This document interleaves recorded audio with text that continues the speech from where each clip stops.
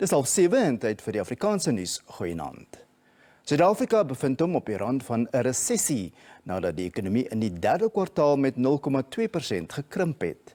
Dis vergeleke met groei van 0,5% in die tweede kwartaal. Die ekonomie spartel te midde van kragonderbrekings en logistieke uitdagings wat ekonomiese groei belemmer, sowel as hoë rentekoerse wat verbruikersvertroue knou. Indien die ekonomie ook in die vierde kwartaal inkrimp, is die land tegnies in 'n resessie. Negatiewe groei is hoofsaaklik in die produksiebedrywe aangeteken. Landbou, vervaardiging, konstruksie en mynbou, sowel as handelsbedrywe, het almal negatiewe groei getoon. Landbou het negatiewe groei van 9,6% aangeteken. In die mynbedryf het platinum metale, goud en magaanerts verlaagde ekonomiese bedrywigheid getoon. Die myn- en vervaardigingsbedryf styer onder strukturele beperkings en logistieke uitdagings wat beerkrag insluit. Die statistikus-generaal het die BBP-syfers bekend gemaak. We have been tapering around your level of zero, and anytime it would go slightly up or go down, and in this regard it has gone down. And of course we can see that there are sectors in the tertiary sector, largely in the services, that have tried to want to lift the economy. But both the primary and the secondary sector have seen drawdowns that were weighing heavily and returned a negative 0.2%. Volgens 'n ekonoom sou die ekonomie aansienlik gegroei het, maar die verlammende kragonderbrekings het dit belemmer.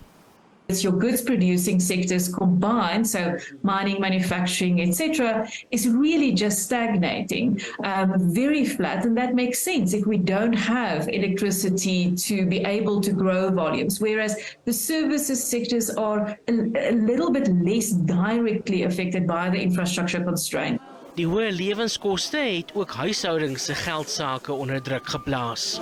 If you look at the consumer, it is under a squeeze because of a significant increase in interest rates that we have seen, still high inflation that is eroding consumer purchasing power.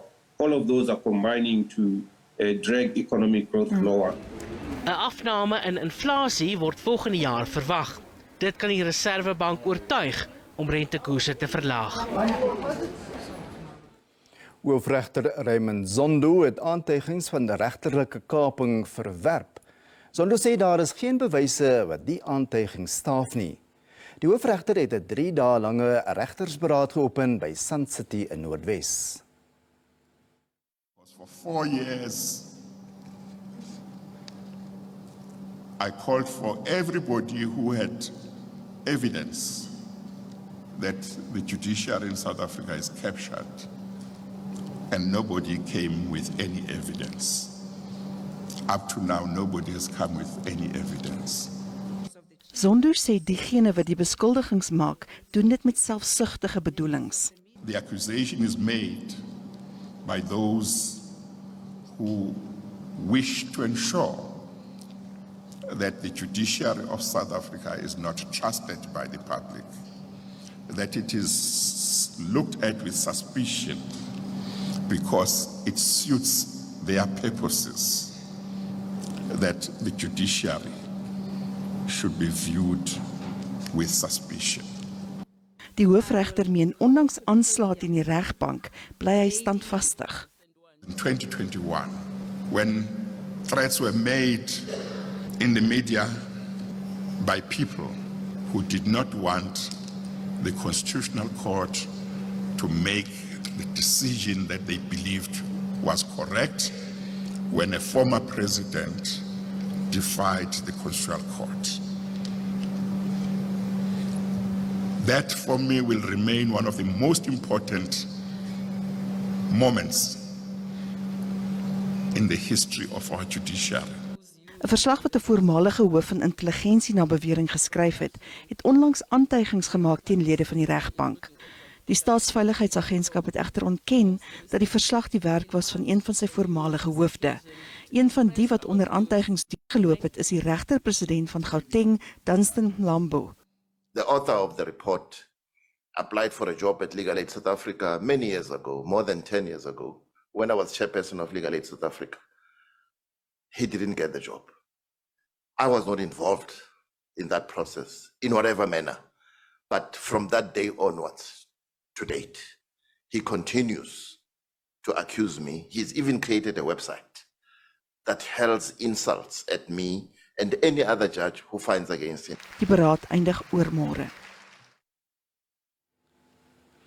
Die ANC glo sy ikoniese oud-president Nelson Mandela sal vir ewig onthou word vir sy onbaatsigtigheid, nederigheid en respek wat hy aan almal getoon het.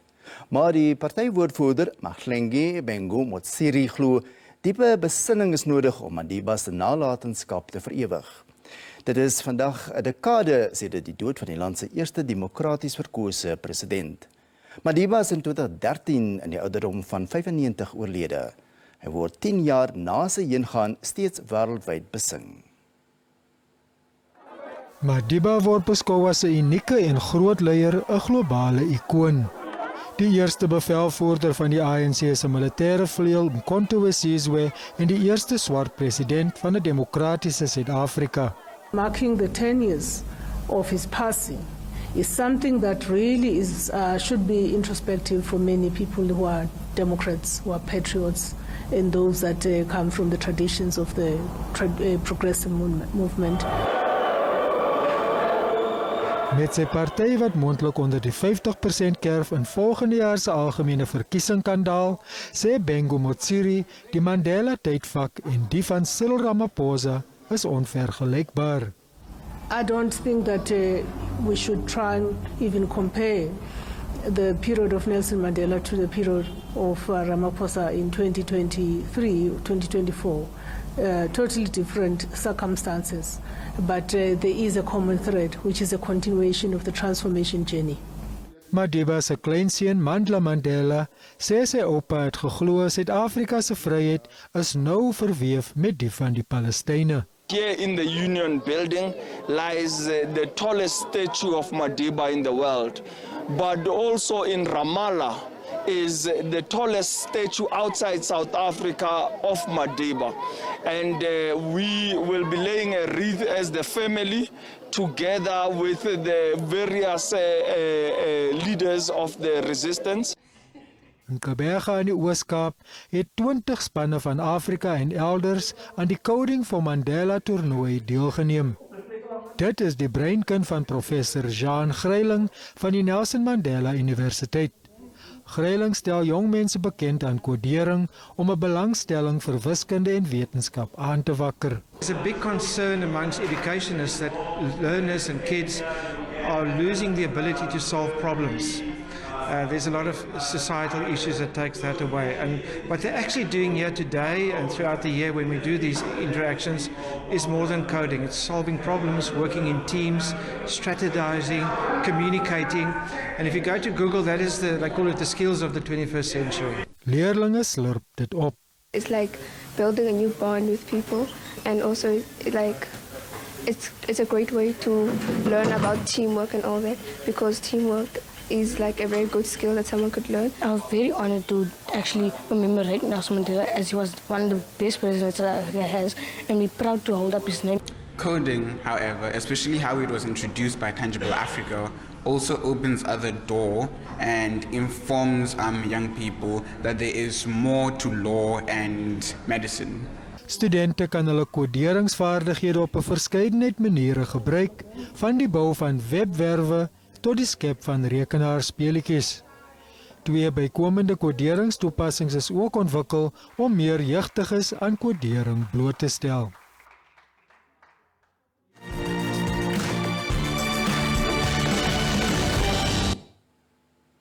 In Agam in Indonesië het reddingswerkers die lyke van 13 bergklimmers gevind na Sondag se uitbarsting van die vulkaniese berg Merapi in die provinsie Wes-Sumatra.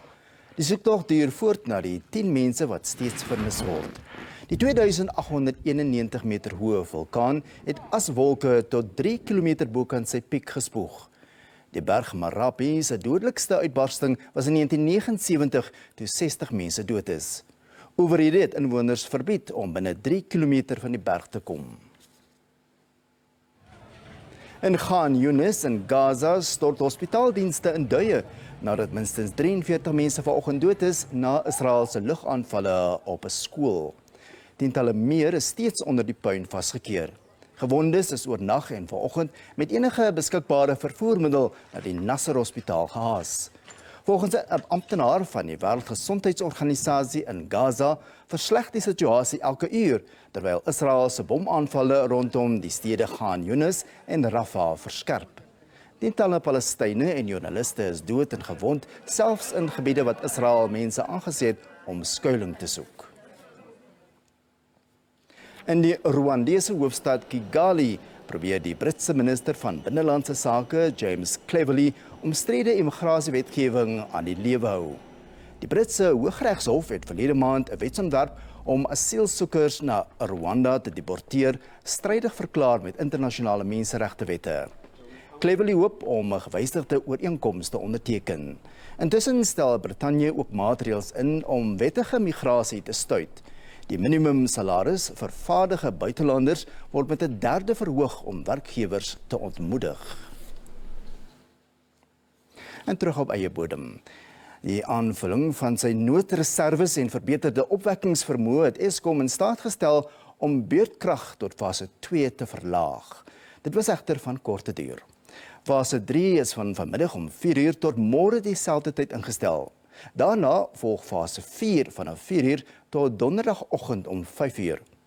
Fase 3 en 4 wissel dan af tot Vrydagmiddag. Ons gaan voort. Dit gons in politieke kringe oor gerugte dat die voormalige anti-apartheidsaktivis en direkteur-generaal van die Departement van Kuns, Kultuur, Wetenskap en Tegnologie, Roger Jardine, die veelpartyhandves se presidentskandidaat kan wees. Individue in Jardine se binnekringe het dit bevestig.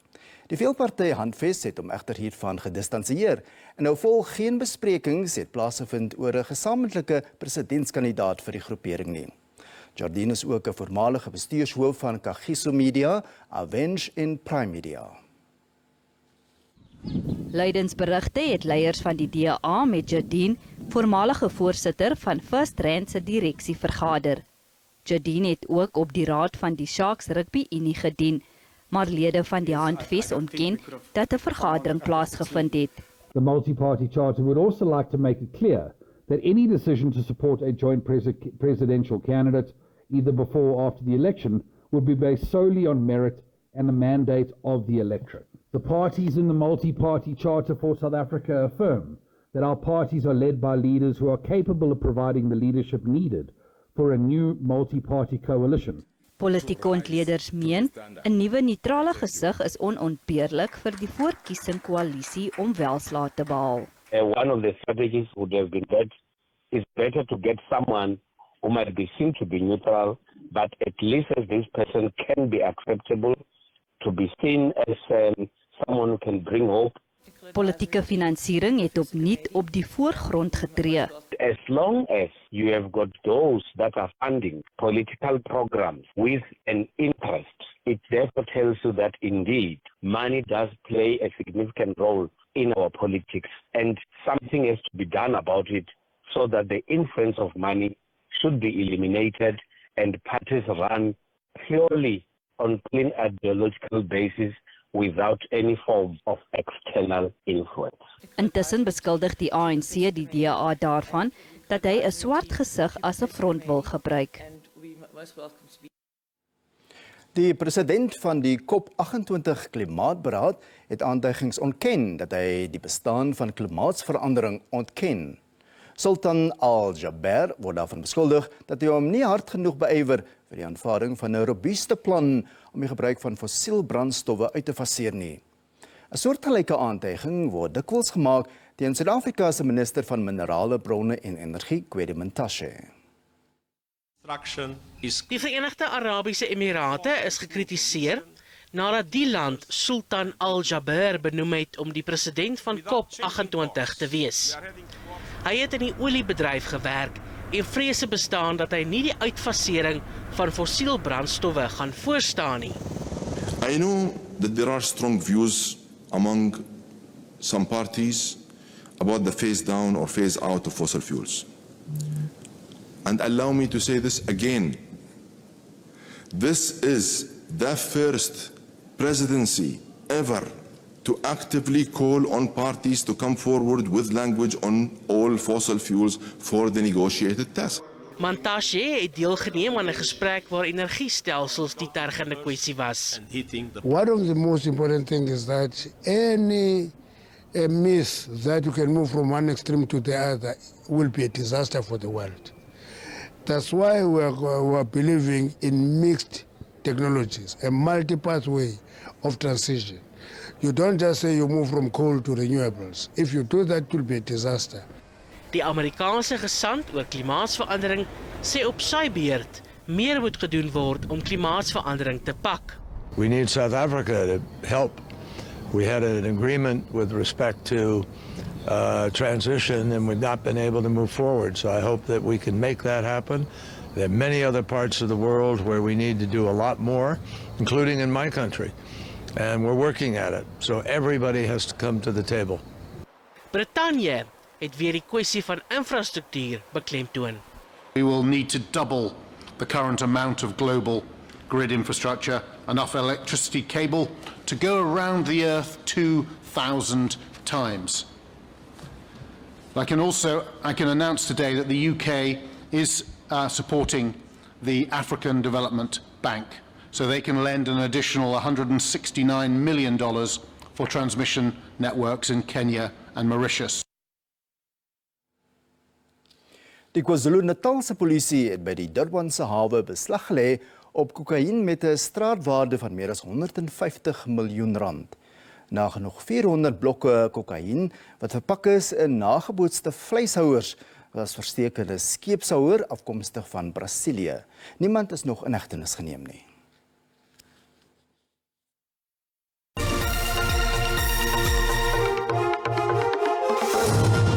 En ons kyk nou na 'n kort oorsig van die dag se markaanwysers.